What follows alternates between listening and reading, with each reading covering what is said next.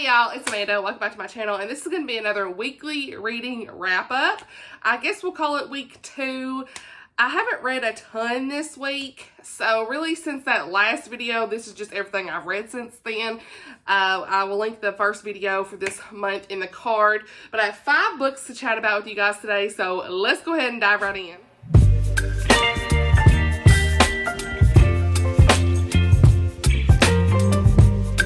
Alright y'all, so I've been on vacay mode all week, so forgive me for any brain fog, having to look at notes, because memory. Okay, but hey, it is middle grade March and March Mystery Madness, and I've been reading lots of middle grade and mystery, and that's pretty much all I got right here. I've got 3 mysteries and 2 middle grades, so let's go ahead. So far I've read 11 books this month, and you know, things are kind of slowing down. I kind of feel like I'm on like this reading slump where I've read so many of the same things, and so I did decide to pick up Melissa Tagg's Autumn by the Sea. I've really got to push through this weekend and read it because I've been reading it very slowly over the last month, and here we are. I've read several chapters today. I'm on page 100, so this is what my current read is right now, but yeah, let's go ahead and talk about the books I've read since the last video, okay? First, I want to talk about a middle grade that I think everyone should read. It really highlights ADHD, which your girl's got, okay? I felt so seen in this book, and that is Focused by Allison Gerber. This is a library copy, so it's shiny from my ring light, but I will be purchasing this at some point. It really is. I give it 4.5 stars. It wasn't quite 5 stars. It was really close to it. There's a little romance in this that could have been cut out in my mind. I didn't care about that stuff, but the book itself surrounding the ADHD diagnosis was so well done. This is an Own Voices book as well. The author, in her author's note, talking about her own ADHD and everything in her author's note. And so, yeah, it made the story even more impactful. So this is all about Clea. Okay, I'm sorry if I'm saying her name wrong, but C-L-E-A is how you spell her name. And I just really related to her. I had so many of the same struggles in here. She's going through all these things in school, very curriculum heavy story. So if that's something you're not crazy about, I saw some of the reviews said that. For me, I liked it because it was nice to see like back in school time, okay, because I could truly relate to this, and I think that was important to see. She was struggling in school. Her mind was every which way. Again, why it's called Focus, because she's having trouble focusing. Again, your girl, okay, I talked a little bit about this, I think, in another video, but you know, it was so hard in school for me. I took ADHD medicine from 3rd grade all the way till I graduated college, and then I just kind of took myself off of it because I just didn't like how it was making me feel personally, and I just kind of learned how to live with a lot of the things that I struggle with. But the interrupting people, scatterbrained, memory problems, disorganization, do I need to continue? Okay, that's me. I struggle with a lot of those things. Forgetfulness. I already said that. Do you see? Okay, I said memory problems. That's the same thing, Amanda. Okay, but this book, I just felt same because she was just this 11-year-old girl. I think she was 11 or 12, struggling with those things. I think she was 7th or 8th grade, maybe. And so she learns how to play chess. I love that because I played chess in 5th grade. I don't know how you play today, but it's just like that little tidbit there that just in my feels, okay? But this whole point of this is Clea is going through all these struggles in school, and they're trying to figure out what's going on. Her parents are very involved, and they want to help her, and you know, we start seeing, you know, her getting low grades on tests because she can't focus on what's in front of her, okay? There's too many distractions. She's needing some help in school. And so she ends up going through this diagnosis process, and that was really cool to see too. I don't remember going through this big, long, drawn-out process like she did.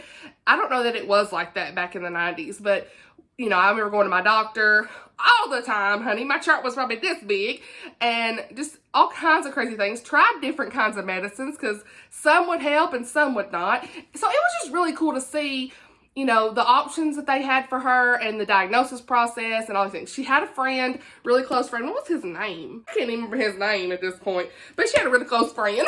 And so, you know, they were good friends, and they were like in the whole chess thing. And it's like her best friend it's some guy that would always like stay over and hang out, but like there was no romance with them, but it was just like they were best friends. And you know, she's getting picked on, of course, in this school too. We're seeing lots of bullying, one character, of course, in particular. So I can relate to some of that too, because your girl was, you know, I was picked on several times. There was a lot of things too in school that you just you know, you think back and it's like, the kids are so mean. They're mean today, but they're a lot meaner than they were back then. But it's like, you know, you think about little Amanda in this book, and it kind of made me cry a little bit because I just related to her in so many ways. I'm sorry if I'm all over the place with this, but just filled the prompt for a character that is neurodiverse, and overall, I just really appreciated this book, and I think a lot of you all will. It really just fully tells us what it's like for people who have ADHD and struggle with the not being able to focus and things, and I really like the chess aspect in here too, and seeing her teachers helping her after her diagnosis. Her family was very helpful. Some of the stuff with her best friend was kind of whatever. And then there was a romantic interest was kind of whatever. Didn't care so much about that. But overall, a really good story. 4.5 out of 5 stars. Really great middle grade. Sorry I talked about that for like 5 minutes. But y'all, highly recommend it. I just think it's a really great book. And it had a good support team. It was not heavy in the bullying. Like some stories are just heavy bullying. And like there was a lot in here I didn't like with the bullying. But it was realistic, I think, and it's an important read. So the book I read after that was Buried in a Good Book by Tamara Berry. And I don't know that I would say this is a cozy mystery. It is, but it rides a fine line with some of the things that I would say are just like thriller more so than mystery. I don't know. I do not have a good tolerance for none of that stuff, okay? So this book did have some, I say, rides a line of what I would consider more on the thriller horror-ish side on some things. A little too descriptive, gruesome on the like death part, okay? Because I'll tell you here in a second, okay? So this is all about this best-selling author named Tess, and her daughter Gertrude go to this cabin. What was it? I think it was, yeah, her divorce was final, and so they go to this cabin to try to reconnect in the woods together. They're on this like relationship healing process with her and her daughter, okay? And so it's this cabin in the woods that Tess inherited from her grandfather. They've not even been to this place. And so there's like this really nice pond and all this stuff, and they go to the property, and honey, they hear some crazy stuff happen, and the whole thing just like big old boom. We hear a big old blast happen, and next thing you know, it's like raining body parts. What? That's where it's kind of gruesome, okay? Some of the descriptions, like they can't find this lady's head, I was like, I can't with this, okay? I'm sorry. Some of that stuff was a little mess, okay? I need an off-page murder that's going to be like, okay, somebody died, got shot, somebody died poisoned, got stabbed. That's it. That's all I need to know. I don't need to hear any details about the others. So that's me personally, okay? That's me. Now, some of y'all may like this if you like thrillers and stuff, but like, I mean, it's just those are the details. The rest of it would be cozy, but them details right there was like, nope. So I give this 3 stars, but yeah, like I said, there's a big old boom, and somebody basically died, and they're trying to figure out what happened, okay? She was hoping to like reconnect with her daughter, and then this mess, okay? Now, Tess is this thriller author, so she's kind of like, it was kind of cool to see her personify, I guess, is that even the word, like, I guess hone in on her own character, her own sleuth and her story, which was, what was his name? Detective Gonzalez, okay? So she's like, oh, I'm just like Detective Gonzalez. She's like basically saying, hey, that's me, who's her main sleuth in her stories. Okay, that was cool to see the writer aspect of it, and like her trying to piece together everything from this murder and what's happened and who did it, like through her own knowledge, because she is an author in the story. But other than that, no. And the ending was good. I liked the ending. So like a 3 stars not bad. I liked it. It's just, it's not there. Like the other books that I read are mysteries, cozies. It kind of was like, eh. So yeah, it was a 3 out of 5. Okay, I don't think I'm going to continue on with this, and I'll probably just unhaul it, honestly. So, cool cover. Interesting premise, a little too much on me. So that's just me personally. So y'all might like it though. Okay, and then Aggie Morton. Got this from the library. I probably will be buying it as well. So much fun. Lots of characters, just like an Agatha Christie. So if you like Agatha Christie, you're going to like this. So Aggie Morton, Mystery Queen, The Body Under the Piano by Martha Jocelyn. Okay, I gave this 4 stars. This is just such a great middle grade spinoff from the Agatha Christie stories that I think anybody's gonna love. And it did have a lot of characters. The only reason it wasn't 5 stars. So many characters, which that's my problem with any Agatha Christie I've ever read. I think I've only read 2 so far, but I struggle. Any kind of multi-POVs, especially like if I'm listening, I really need to be like writing these people down. Okay, that's the same thing that happened to me with the Thursday Murder Club. Your girl was not paying attention enough to even like get with it. So I like that, but you know, it was just like I wasn't paying attention. So same thing with this, but I still gave this 4 stars because the narration was so much fun. Like, we had this little girl, Aggie, and she's 12 years old. She's in a small town in England, and it's like the early 1900s, and she meets this 12-year-old. He's like a Belgian immigrant named Hector Perot, and it was so cute. His little narration was adorable. But they end up discovering basically a dead body under the piano, and they're trying to figure everything out. There were so many suspects, and they're piling up, and they're just trying to figure all this other stuff out, okay? So, yeah, it was just, the audiobook is really good, okay? But, like, I just needed to keep up with the characters. I should have wrote them down, and that's why it's 4 out of 5. They're just the best of friends. I loved every time that Hector was on screen. Just like Perot, so funny, and, like, I don't know, just good humor, and always showing up when they needed to. That's so funny. And, like, they're kids, so they're like, why are these kids here? They don't need to be here. Getting in a mess. And so, yeah, I just love seeing them sleuth around, and I definitely am going to continue on. So, I give 4 out of 5 stars and another good middle grade. I've not even wrote my review for this, but so forgive me. But this is Murder in the Mystery Suite by Ellery Adams. I really enjoyed this. I give it 4 out of 5 stars. So much fun. Chrissy from Chrissy's Pepper Library recommended this. I'm always reading the Chrissy's favorites. Let's just say that. But, sponsored by Chrissy. Okay. But, yeah, this is one of her favorites. And it's really cute, cozy. This is the cozy I needed, okay? Like, just like the other book, this really was a cozy, okay? Set in Virginia. And we have this little place called Storyton Hall. And it's like the perfect bookish retreat place. Okay, let's just say that. And so, this lady, what was her name?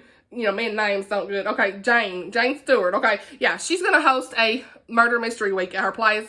Somebody end up dead. What's going on, honey? Jane's like, this ain't good. All these people showed up, like people dressed up as, was it Hercule Poirot? I'm pretty sure. I know Miss Marple and like Sherlock and all the things. So that was really cool to see, like these people dressing up for a party and going there for this murder mystery week. But again, somebody actually died, and so we got to figure this out. And so they found this guy dead in his room, and everything go on from there. Like, who did this? Why? What's going on? First off, in the first little bit, I think I said this in another video, okay? So in the first little bit of this book, some lady, when they're getting ready for all this, she is on a horse and ends up dying. And they don't know who she is. She like falls off the horse and is like, what? Who is this woman? That's so sad. And so they go back into the whole thing, the whole charade of the party. And then somebody else ends up dying in their room. They find them dead and they're like, what happened there? And so is this connected? All the things. And so the whole thing, the prize of the retreat, they did like a little game and stuff, was this rare book. And it's like, we need to find this book because, was it her aunt? I think it was her aunt. I don't know. Something happened with her aunt where she's like, you need to find this book, okay? It was a really rare book. We need to figure out what this book. There was something in this book that is so important you shouldn't have given it away. Uh-oh, not good. So, yeah, the whole story went on from there, and it was just a good time. The characters are really good in this. Like, I've really connected with the characters. Sometimes in cozies, it's hard, but this has a really good cast of characters, a good little story. It's not just like your typical cozy, really engaging, and the narration's really great, too. This 4 out of 5 stars, definitely going to continue on into the next story. And y'all gotta read this because it's fun. Good bookish vibes. Like, most cozies that you see are like food, or like we have the camper series, which is, I'm gonna talk about book 2 in a minute. But like, this is like bookish, really bookish vibes. And I like it. The last book I'm gonna talk about is Deserts, Driving, and Derelicts by Tanya Kappas, okay? And this is book 2 in the Camper and Criminals Cozy Mystery series. And I really like this. We got back into this. The first book is Beaches, Bungalows, and Burglaries, okay? I think I've got it right here, honey. Y'all want to see it? Here's the first one, okay? Y'all remember me reading this? Hey, it matches my shirt! We love it. We love to see it. Okay, and so, yeah. I still don't really know fully why it was the title of this. Anyway, so this is getting right back into the life in Normal, Kentucky. That's the name of the town. I know, I didn't make it up. That's what it's called. And Mae West is our main character. She's getting back into this RV lifestyle. Sounds like she's kind of got everything settled. The RV park is doing well. They've kind of got everything back on its feet. going good. She's doing interviews for these national park magazines and stuff. She's got people booking reservations. We love to see it. But in this story, there's this lady named Bets, and she is the owner of like several small businesses, but she's really swamped with work, and so she's really needing some help, and so she has this cleaning business. So this is the one that fills the prompt in the like, I guess it's a problem, but saying this fills the one for cleaning. Okay, for the March Mystery Madness. I'll have to update that at the end of the month.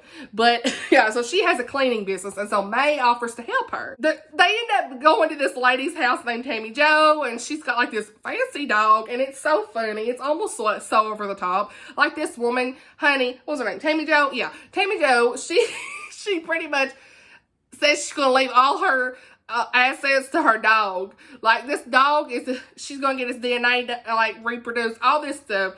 She's gonna like breed her dog. It's like this whole it's so over the top. Like, you gonna leave that to your dog? What? So everybody says she's crazy. So our main character May is in there trying to help Bet's cleaning service, and so she's in there and she's in Tammy Jo's house and all this stuff, trying to help her get stuff cleaned up. She ends up having to watch her dog a little bit. You really don't see the main mystery in this happen till right around 50%. But what's funny is like the very intro, you know what's going to happen because it gave a preview of who was going to die. So that was like, I feel like the prelude was like talking about somebody sitting behind this guy's desk in a big leather chair with a knife stuck in their chest. And so, what? So we know who's gonna die, but then you like figuring it out along the way, 50% in, who died, and all this stuff. So, yeah, her dog was named Fifi, that's right. Sorry, I'm looking at the back of this because I have not wrote my review in my mind. I finished this today and I still can't form thoughts. But, yeah, so May is trying to like make sure her house is spick and span, and she's helping with her dog. And so they basically end up finding this lady dead in Tammy Jo's house. Tammy Jo looks like the murderer. The pocket watch is gone. What's happening? And everything goes on from there. And so yeah, there is like a little bit of a love triangle kind of going on with May and two other guys, but you really don't see, there's no like on-page romance or anything. It's just like kind of like the relationships, like she's talking to two different people that you think, is that going to be a love triangle? Maybe it's just me, but I prefer one over the other, so we'll see. I am going to continue on because the audiobooks for these are only like 4 hours, and I do own the first 4 in physical copy, but you can listen to them in a couple hours, and they're fun. I ended up giving this 3.5 to 4 out of 5 stars. I rounded it up to 4 on Goodreads, and I enjoyed it. Like I said, I think that these are fun, cozy mysteries. They're not the best in the world, but they're just a good time, and I really like to like go back into this town of Normal, Kentucky. We got southern vibes, all the things, and just a good time, and over the top crazy stuff like this lady with her dog, but overall I really enjoy it. So yeah, and they're clean, no language. That's always fun. I don't remember any language in there, so and it really is truly a cozy because the murders are off page. So yeah, those are fun, and I think like the series is like 30 books. Crazy titles, 30 books, but a lot of them I think are on Kindle Unlimited if you have them. So yeah, there's that too. And the library does have the audiobooks, you know, where I get them. So that's always fun. So anyway, that's pretty much it. That's all I've read since the last video. I'm long-winded as always. Just 5 books. What is this, 20 minutes? But I hope that you enjoyed this video. Let me know what you've read since my last video. What are you currently reading? Are any of these books interesting to you? What did you think of any of them? If you've read them, all that good stuff. Like I said, for currently reading, I'm going to be continuing on with Melissa Tagg. Really enjoying this, and I can't wait to share more thoughts later. I'm going to hold my thoughts. I'm chatting with Bailey about this. This is one of Bailey's, from Bailey's bookshelf, her favorite books. So I've been chatting with her a little bit. So I'm going to commit. I said I was going to try to read it this weekend, and I'm going to get it done. So yeah, and then I'll be listening to some other audiobooks throughout the weekend as well. So yeah, thank you all for watching, and I'll see you all in my next video. Bye, y'all!